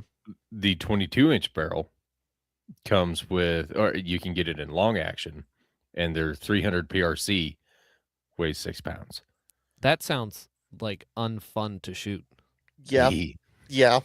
You know what else sounds unfun? This fucking price tag. Okay. I want to guess. Gunfights. Uh, I already cheated somehow. $43.99. Okay, $43.99. Mm. 5,600. And guns I would never hunt with, Bob. That's because it's not in 30-06. Mike's like, is it coming 30? No, Mike looked at that and went, that won't be in 30-06. I'm out. I don't Fuck think it you. is in 30-06. I can't play this game because I already knew the price. Dusky says 37.50. Raggle Fraggle says 38.99. 3,200. Oh, okay. Yeah, it's not that bad. But Yeah, I okay. mean, It's not as bad it's as I not- thought it was going to be, but Not still great, not- but I like Oh. the idea of throwing a folding stock on there. Mhm. Or I think pack in it and pack folded the wrong. I think it folded the wrong way because it Okay. covers the bolt. Oh, well, extra gay. I like that. I like doing that for pack in, pack out. Be little, but Yeah, I don't know. 6 Creed, 6.5. Imagine if they had done 7 backcountry in the long action. Just imagine the recoil from that out of a 6-pound 7 rifle. backcountry right there. Didn't we Oh shoot- no! Oh my! Mike, wasn't it 7? But not 30-06? No, not 30-6. What So the hell? long action is 7 mag, 7 PRC, 7 backcountry, 300 mag, and 300 PRC. Okay, so they're all a Magnum bolt face. That's why, Mike. There's no If Mike had more, 308 Mike. bolt face or 30-06 bolt face in the long action. So you know how there's always that joke that if I win the lottery, there'll be signs. Now I won't tell you, but there'll be signs. Mike's version of that will be he'll be buying a lot of random guns like this, but he's gonna start getting them all rechambered in 30-06. He's like, look what I bought. Yeah, I took that. I had it rechambered in 30-6 though. I'm like, huh, that's the 5th gun he's done this month. It does have their Seekins quick change barrel collar, so you can swap calibers easy. Hmm. But Wasn't 7 Backcountry? Didn't we shoot that at GunCon, Mike? We did indeed. Yeah, I remember that thing kicked like a that was a very stout round. Well, yeah, I it's thought a it was pretty cool. magnum-sized. Oh, it was cool, but I remember being a stout round, and that was not a lightweight rifle. So then I'm taking that thing, putting it in a 6-pound rifle. Ugh. It's a Ow. magnum-sized cartridge running at 80,000 psi. I want to shoot it so It's bad. just math. It. I like the fact that they just went, fuck it, we're just gonna put it in a steel case because nothing else, brass won't hold the pressure. You know, it's kind of tangent here, but it's kind of stupid how long it's taken for us to get there. That hey, if we just use a steel case, these things we can run at higher pressure by like 30%. Like we can run 30% higher pressure in these, if maybe more, because they're testing stuff at 100,000 now to see if it can be feasible for longevity and safety. But like, yeah, you can just run it at, if you use a steel case, or at least a steel case head, because okay. Little teaser, I ordered some 277 Sig Fury primed brass. That's the bimetal brass and steel, Mhm. because you can neck that up to 308 because it's a 308 case. And then you can, theoretically, I've seen people talking about it, load your 308 up to near 80,000 psi. So 308 Magnum. more on that later. Mhm. Holy shit. More on We'll that see. later. So And next time on If you don't see me again, next time on Let's Go Hunt, Vince only has 3 fingers. Oklahoma ballistics coming up. just know that I put a died thumb in doing it. what I loved. He died for a good cause. Didn't Uh, work. so Shooting I guns have- and blowing shit up. I have 2 more guns. And this one we've talked about quite a bit, but they finally released, I guess, it. It's the Ruger American Gen 2 Scout. It is like, it's what Vince has. I am Vince has the special one. I am so happy that less they cool they camo. put this part as part of their lineup. Yes. Like this pleases me, because they saw something cool and they're just like, "Hey guys, this is cool." What are the other chambers? They got 7.62 by 3.9. Yeah. 350 350 Legend, Legend. 308. And then there's Yo Baby. Oh yeah, there it is. Oh, they have the whole setup. Cool. Yeah. I'm glad I bought mine, and I don't feel bad at all that I bought it. What's the Oh, yeah. MSRP on this? What is it? I can't- 930. 930. Okay, Yep. so that's in line with what I around what I paid for mine. So Yeah. I'm so glad they added this to the lineup, that they expanded it. I would love to see this in 6.5 Creedmoor just because. Oh, I'm sure it's coming. But the 350 Legend, that's really cool in this. I think I'm gonna recommend this to people for stuff like, hey guys, look at this, it's cool. Yeah. So Oh, I got- 7.62 by 3.9. That's also cool. mhm.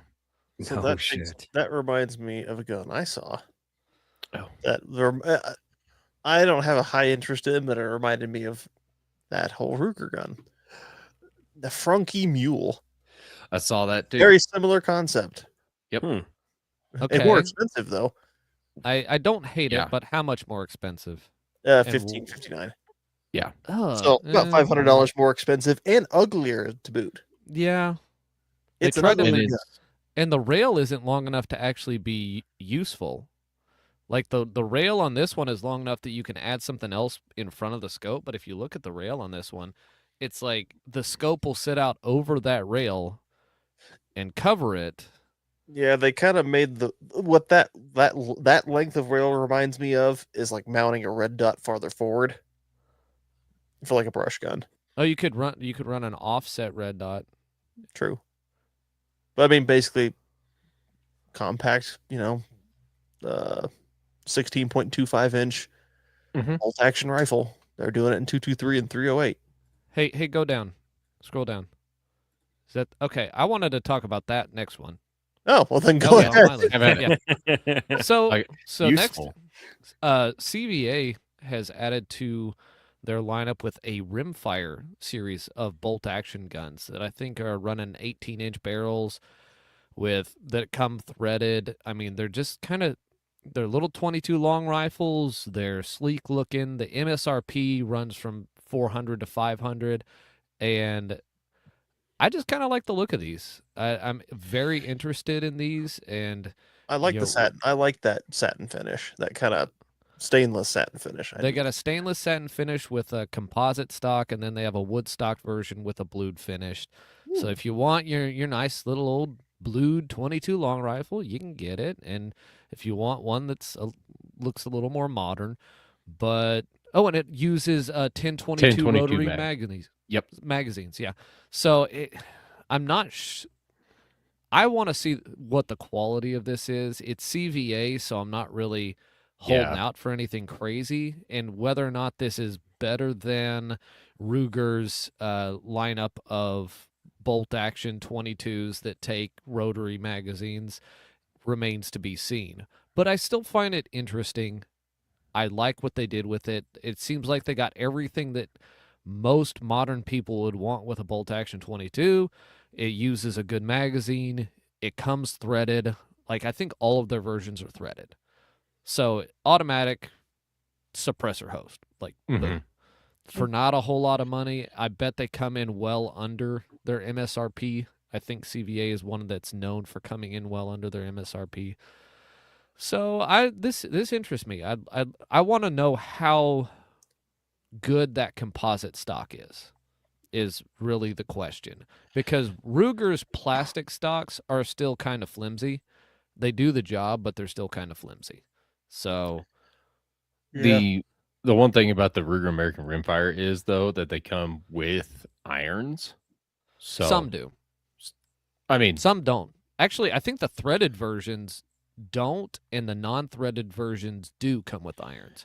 oh, yep. Yep. You So are correct.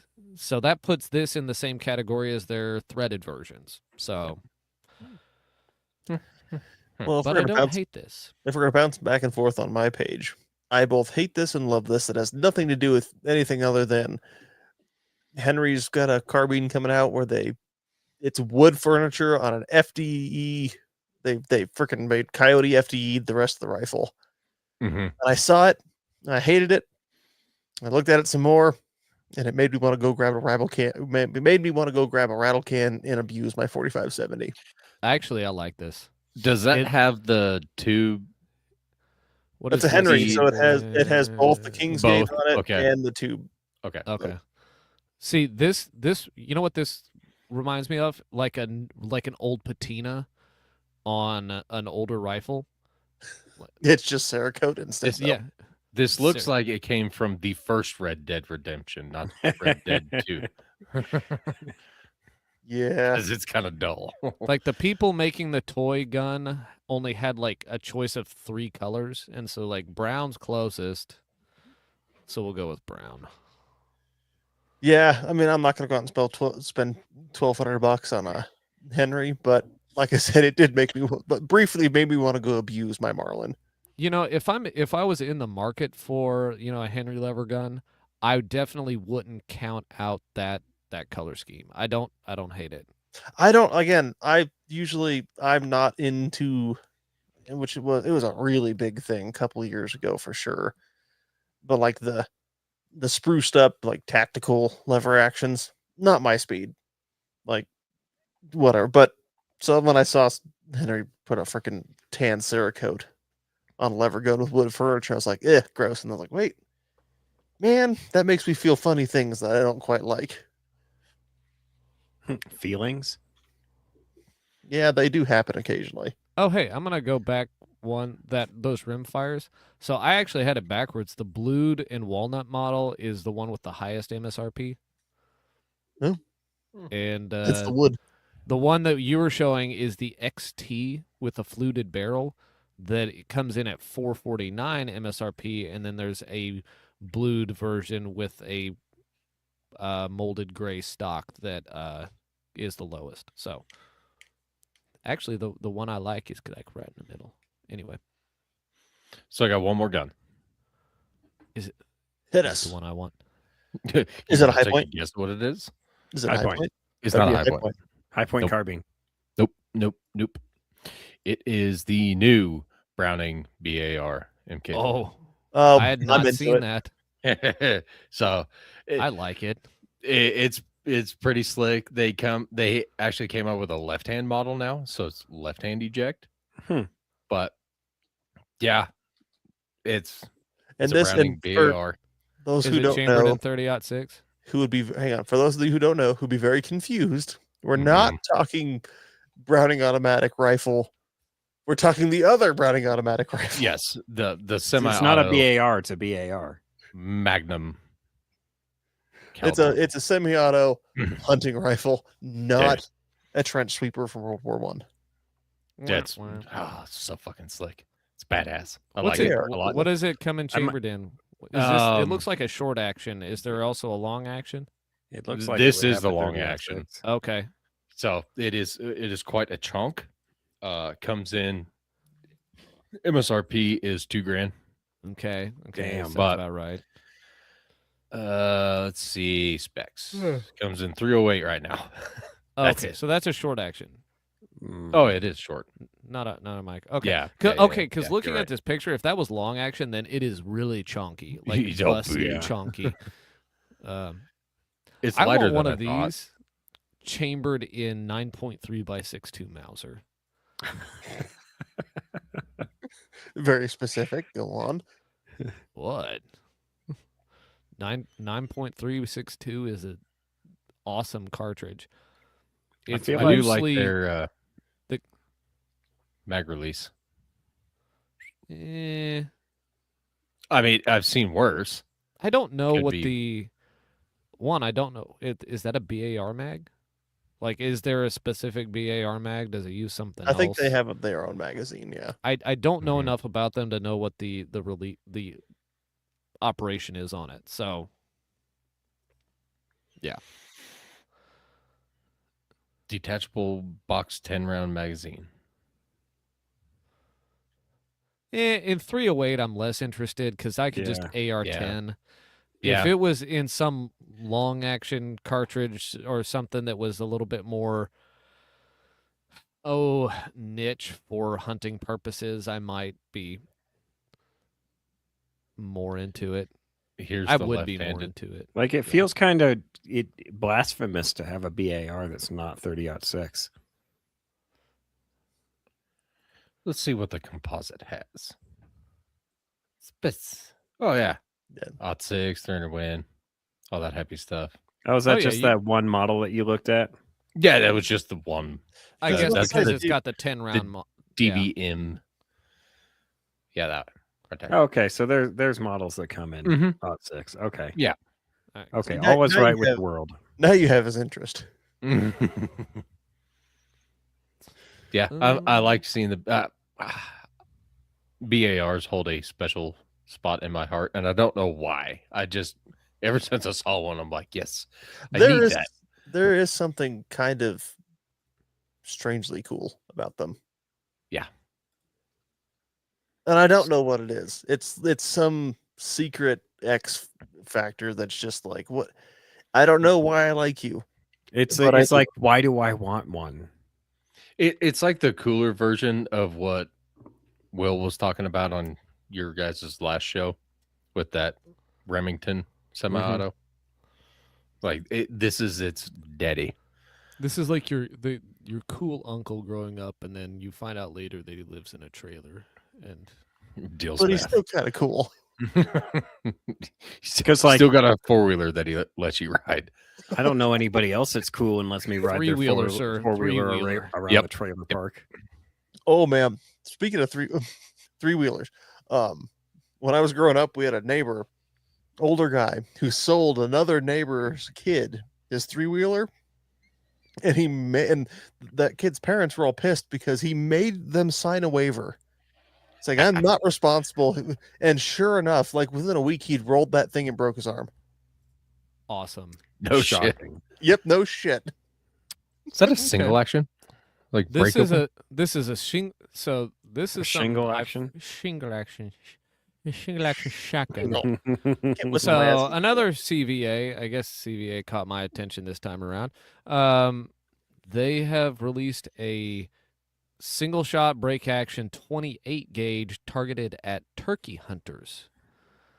It comes with a double full turkey choke, Picatinny rail on top. It's got kind of a short barrel to it. It's not super long or anything. But yeah, when I it's think of turkey hunting, I don't think of 28 gauge. You know, I'm certain that there is ammo out there that is correct for 28 gauge for turkeys, kind of like you have 410 turkey loads that are Yeah. perfectly good for like 40, 50-yard shots on turkeys. But I found this interesting. The price is a little high. Oh, actually, no, MSRP starts at $544, so it's gonna come in well under that. But yeah, I don't Yep, hate they've this. got some tungsten super shot loads for 28 gauge. Damn. How much are they? I don't know. It was an article. I didn't see the ammo. itself. $14 a round. I Well, made you only that up. need Not one. even 50 BMGs could big that much. I think that answers a question that nobody asked. This one does. Yeah. Like, That's it's one thing that I mean, but Jesus, a single shot in 28. So the only place I could find it was over $10 a round Oh my God. for that tungsten super shot 28 gauge. so I wasn't far off with my guess. You know, I like mean, to Federal see. makes some. I feel like this is definitely one of those. Now hold on. Go ahead. I could get this and I could replace the choke with a normal choke and put a red dot on it and I could hand it to the kid and it would be better than a 20 gauge and 28 is actually more common than 410 at this point. So, a nice little single shot that you can use for all kinds of stuff. It's pretty Squirrel. pretty light, it's handy. It doesn't have a super stupid long barrel on it, I like to see more 28 gauge. I want to see more 28 gauge. I want Henry to make a lever action 28 gauge, but I don't always get what I want. So, Ty in the Anyway. chat saying that guys around him using 28 gauge on cranes. Yeah, it was last year. One of the guides down in Texas shooting a 28 gauge. He was I think calling it one- his sweet spot gun. I'm just like, that's nice. I need more lead in this guy. Well, steel. I need more steel in this guy than that. 28 I will can't do, shoot like, that good. 98% of what a 20 gauge will do, from what I hear. So, It's just it's a single shot. So and for $550 you can walk in and buy a brand new Mossberg 12 off the shelf or 20. And I Mm. mean, I don't know. I want to see more. I want to see more 28 gauge. I want will it to agree with you be- on that. I want it to be that common so that we can, Mhm. we can have this conversation about other things. Yeah, no, I agree with you on the 28 gauge. I don't agree in the break open single shot. I've only hunted one thing with a 28 gauge.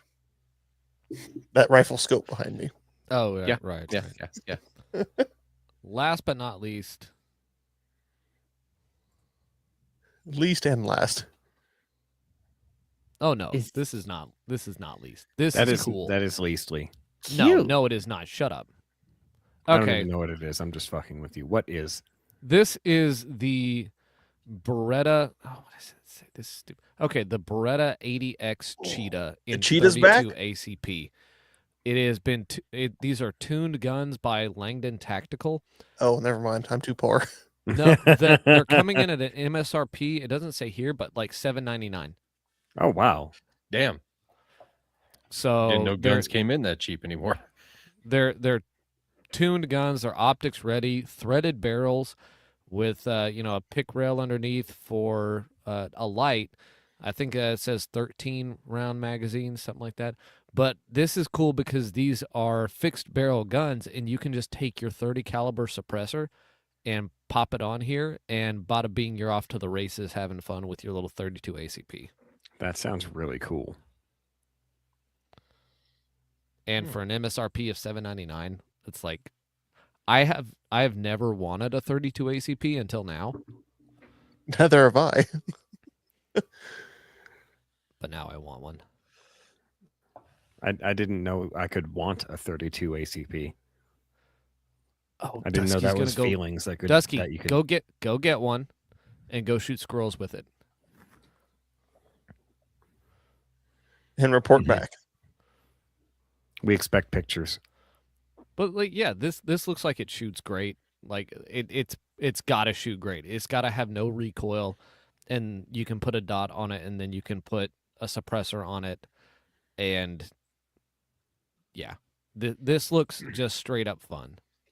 Now add FRT. I just wish I know at this point 30 super carry is a dead cartridge, but you could fit a 30 super carry in this gun, and then it becomes really useful. But like I said, I don't always get my way. So Yeah. Well, 30 super carry also answered a question nobody asked, and therefore it was met with a market that was like, we didn't ask for you, so why would we switch to you? okay, do you want my take on this? My Kinda, take on yeah. the 30 super carry. Okay, the 30 super carry is an answer. It's the wrong answer to the question that Federal asked, but it's the right answer to a different question. The question that they asked was, what can we replace the 9mm with? Mhm. And they tried to do that with the 30 super carry.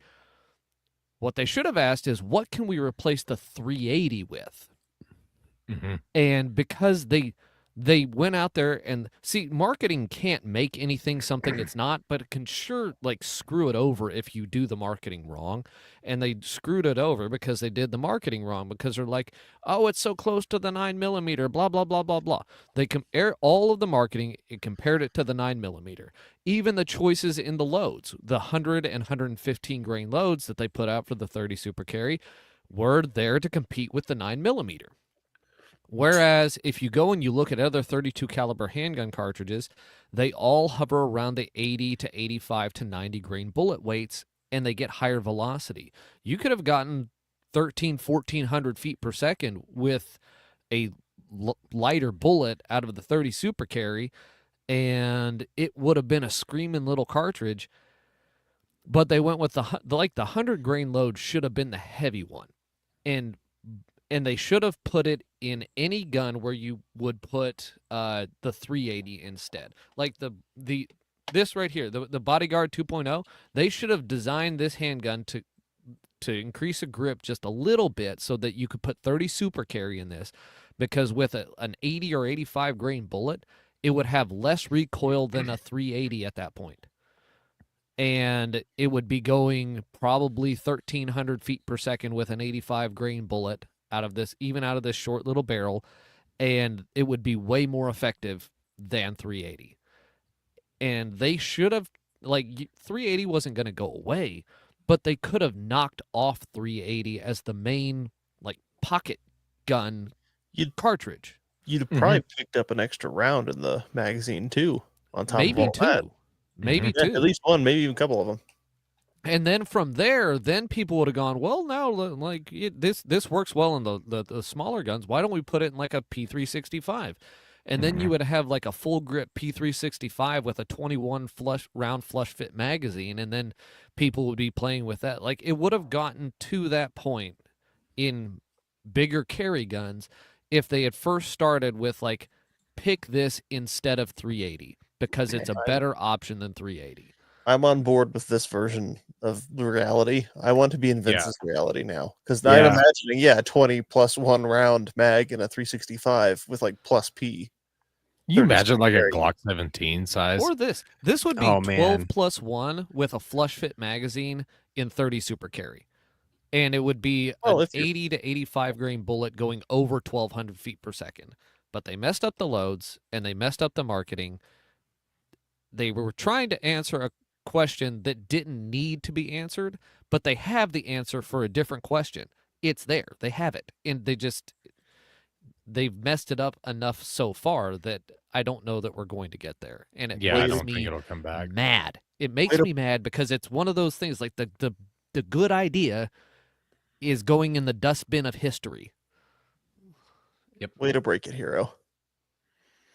Sometimes you can invent the right thing at the wrong time. They weren't the wrong time. I think Vince is right. hmm Wrong They tried to marketing. take down the fucking NATO round. Right, that was the wrong time to. God. No, Vince, I agree with your take. That was a really, really thought out way to put it. It would be it's this is the stupidest analogy, but it's like when Halo ran supreme as a first person shooter and every other thing that came out was, oh, this one will be better than Halo. It's like, no, it took fucking Call of Duty to come along and not try and just, no, we're gonna have our own thing over here. Yeah. That's what they should have done with fucking 30 Super Carry, probably. Anyway, I'm gonna go get my own hotel with blackjack and hookers. just calm down, Glock. Yeah, except 224 Valkyrie actually kind of does suck. Like, that's a stupid design. I've got a 22 Arc buddy is better that in every respect. I've got a buddy that swears up and down on his 224 Valkyrie. Like when he shoots coyotes, he shoots 224 Valkyrie or his 17 Fireball. That's it. He can have all the Yeah, 224 and I'm Valkyrie like, he wants Mm-hmm. with its Get it, stupid ass bud. case taper and metrosexual sunglasses. Whatever. Just pandering. Sounds like a dumb way to live. Well, Well, speaking of dumb ways to live, here we are. Should we change Indeed. that? Dumb ways to live. And that it's just a freaking 2 hours of us talking. welcome to Dumb Ways to Live. Welcome back to another episode of Dumb Ways to Live. Tonight, all the lessons. Oh, I really want to leave, but at the same time, the Fort Carson poaching thing. Oh, are we going to count that as yeah. foreheads on foreheads? Yeah, we should probably talk about that. Oh yeah, we should probably talk about that. Oh yeah, eh? Oh yeah, eh?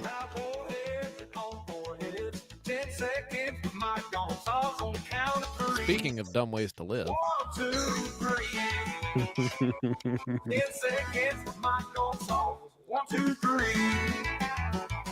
Drop foreheads on the count of 3. Can you believe some people stay up till midnight for this shit? No. Insert sponsor here. Every week. That should be our tagline to get a sponsor. Hey, guess what? We have people who stay up till midnight to listen to us. Huh? This People episode of stay up Let's till Go. midnight to talk to us. This episode of Let's Go Hunt is brought to you by us. Wink, wink. Us. All of us. Gooble gobble. So this week's Warheads on Foreheads isn't really a self-defense Oh. story. It's more No, of no, a no. stupid fucking story. This episode of Let's Go Hunt is brought to you by KY Jelly because these guys are gonna need it. These guys are fucked. I like to have my hair done and lipstick on before I get fucked. Oh, do you have a nice steak dinner for me? Do you have a nice bottle of Cabernet? No, because I like to get wined and dined before I get fucked.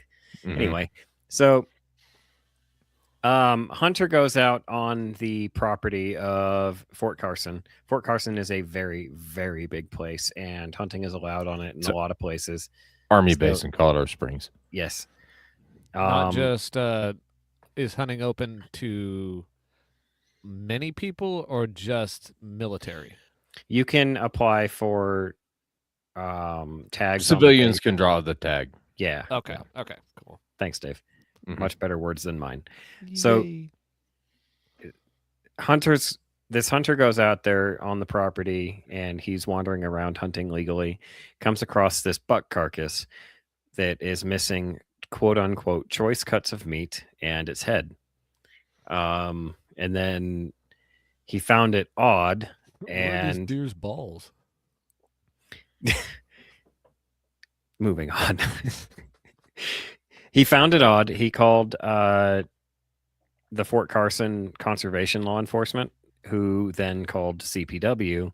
CPW came out, did an investigation, took tire impressions, found the shell casing, wandered around this deer carcass, just doing a good forensic investigation.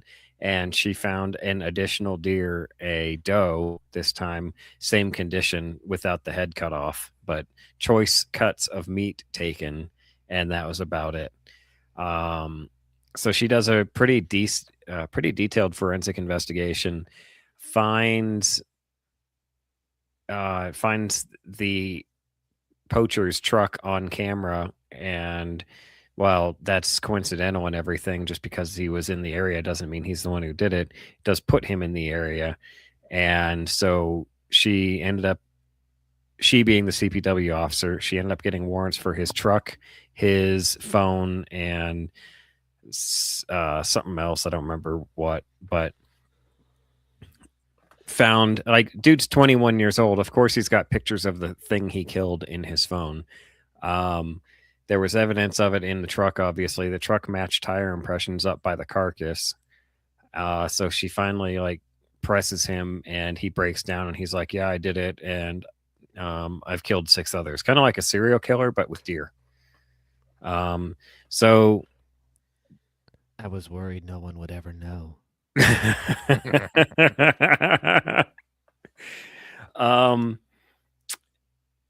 He got sentenced recently. $19,000 in fines and a 180-point assessment on his privileges to hunt, with a potential for 50-state permanent lifetime ban. Which I guess permanent and lifetime in the same words, but you know, it could be an impermanent. You can grab a. Damn. I was unaware that you could grab a 50-state ban. How does that work? How do you grab a 50-state ban on hunting? You do something so fucked up that the state you fucked up in tells the other 49 states, "Hey, this how bad this guy fucked up." Wait, there's enough cooperation between the states at apparent- this point to like, this is the one thing they can agree on. Like, of all the things, like, you know,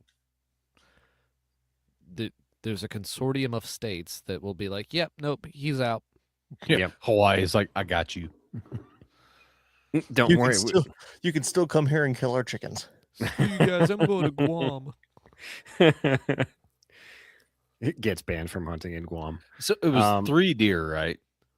He Total? admitted there was 2 in the vicinity, and he admitted to 6. There may have been a third okay. that I read about. I don't remember the third. I just remember reading about the second one and going within 100 yards of the first one. So I saw I saw 3 sets of antlers on the tailgate of her pickup. it may so- not have, you So know, it could have been with the stock doe footage. and You know how everything. that goes. Yeah. But So he admitted to 6, got yeah, 180 some points, which you lose privileges in Colorado at 20. well, it's like a it, driver's license. it goes to a board who then assesses whether or not suspension is warranted, if suspension is warranted, for how long suspension is warranted, and they come down with that. The article, both the articles that I read about this cracked me up, because they were like, privileges, the man risks his privileges being revoked. It'll be going to the board in the next couple of months. And I'm like, oh no, this dude's done. Risks. Mhm. Yeah. He Like- risks. Montana Dirt Road says guy in Idaho did something similar but worse, and he's facing the same punishment. And Is that yeah, Lambert? that sounds familiar. Montana Dirt Roads. If you're talking about Ryan Lambert, yeah, I shared his story a little bit earlier. Mhm. dude, and he was a big YouTube guy too. I remember seeing his Mhm. cat pop Yeah. across my Facebook. Well, not Facebook, Instagram. Same thing these days. He kept getting fed across my Instagram hard. Like, God, I'm tired of seeing this hairy motherfucker. And yeah, he killed a wolf, reported it in a different unit to get a higher payout on their bounty. Killed a mule deer, said it was in a different unit. Nope. Yeah. Didn't He's he do facing that a with lot of shit, mountain too. lion too? Yep, and a mountain lion, right? Yep. Lampers, not Lampert. Lampers. Fucking Lampers. influencers. Well, Lampers. probably got caught in probably massive ego thing in terms of like I do what I want. But on top of that, that freaking pressure to always have the next biggest fucking animal. Oh yeah, no, Mhm. that is getting so ridiculous anymore. The Like biggest the one. lengths that people go to kill big shit just for the gram is Well, mind not blowing. just that, the biggest one, which gets me, not the biggest one, but the one that gets me out of his litany of things that he got attached to him was claiming a wolf at a different unit to get a higher payout for it. Yeah. It's just like, motherfucker, you're just after the money on that one. Yeah, it's pretty And probably greedy. just sitting, and it makes you wonder how many. I mean, that probably happens a ton, but if you're, That makes me wonder how he got caught because, like, I wouldn't, I wouldn't be surprised if somebody's watching his YouTube footage and goes, that's not unit whatever. "Fucking wait a minute, I know that mountain." That's unit. That's this unit, and then like, Well, that and probably this is probably one of those things too where the initial suspicion probably happened a long time ago, and so someone's just been kind of keeping tabs, and then they found the right combination of discrepancies, and then probably a lot of cell phone data got pulled. yeah. Saying, "Oh, you said you reported here that you killed this wolf in this unit on this day. We pulled your cell phone data, and turns out you were 2 counties that way." Oh, Montana Dirt Roads is talking about somebody else, but Yeah. guy I'm talking about was a hunting in Wyoming, claiming he was a resident. Oh, yep, heard about this guy too. Did this in 2 other states too, taking trophy elk and trophy deer in under false pretenses. Oh, what a douche.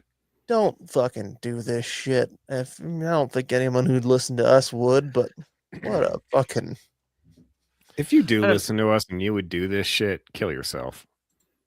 Like I'm not gonna go the noble route and be like, don't listen to us anymore. No, just kill yourself. You're doing the world a service if you do so. I mean, yeah, I'm not. How many points is it on your license if you poach yourself? well, 20. humans are not a game Lifetime species. ban. Humans are not a game species, so and there's no season on them. Well, Not on this island anyway. I'm going to discuss after the show a little bit. But to get back to this Fort Carson deal, I think, and we talked about this a little bit, if he had actually cleaned the deer and just left a carcass and a gut pile like you normally would while you're hunting, Mm-hmm. I don't think anybody would have like noticed. That have been like, oh damn, somebody got a deer here and kept fucking walking. That same hunter that was walking through there, that's exactly what they would have done. Oh, look, somebody Mhm. got one. And this isn't a tip. I'm This just is- saying. This is not legal advice. I Definitely I've- not. My first year ever elk hunting, we found a poached bull. Like head was gone, back straps were gone, everything else was there. But I mean, it drew attention to me, and it was my first year elk hunting ever. I was 13. I was like, somebody poached this, and Yep. it was way back in the fucking sticks, like off the beaten path. So if a guy had actually taken the time, skinned it out, dressed it out, and hauled everything, I don't think anybody would ever. And Yeah. a fucking elk, like if you shoot a big one, they're hard to hide. That dude with the Even moose at down, no? night. You But- at night, you only got so much time till daylight comes rolling around. Well, I think that's the main thing is you get that little voice in the back of your head because you just did something super fucking illegal. It's like, I gotta get the hell out of here. So Yeah. you're not going to take the time to haul everything back and forth because you just want to get in and get out. I know. Fucking stupid. I mean, if you're gonna do stupid shit, don't be stupid about it, I guess. Yeah, that's when Or But that's just when don't you do have the your stupid shit. buddy just call don't in, do stupid shit. like report of someone spotlighting on the other side of the county. Mm-hmm. The Got it. problem is, Again, it's the 6th time you've done it, and they're getting wise. these are not tips, They keep coming back. Squeezer. I know you're listening. Well, Anyway, Idiots. And if they really wanted to investigate it, even with a fully dressed carcass, they would have discovered everything anyway, and they could have been like, "Hey, this guy was around here." But same time, if that guy hadn't reported it, which I'm glad he did, if that guy hadn't reported it, nobody would have been the wiser. Yep. right. Yep. I think you're right but you're dealing with the behavior of somebody who's already dealing with issues of impulse control, and at that point, yeah, they haven't thought that far ahead. I think Sam's right that they get that. Oh, I got to get what I can get and get out of here. Mm-hmm. I mean, mentality. backstraps, they're backstrap easy to fucking cut out. Yep. And they're the fucking best meat on there.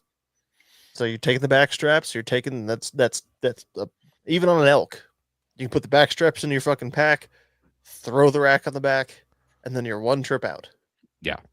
And then you're not traipsing, and then in your head at that point, you're not traipsing back and forth with all those trips, risking wandering into a game warden. So anyway, stupidity. Don't do it. Yep.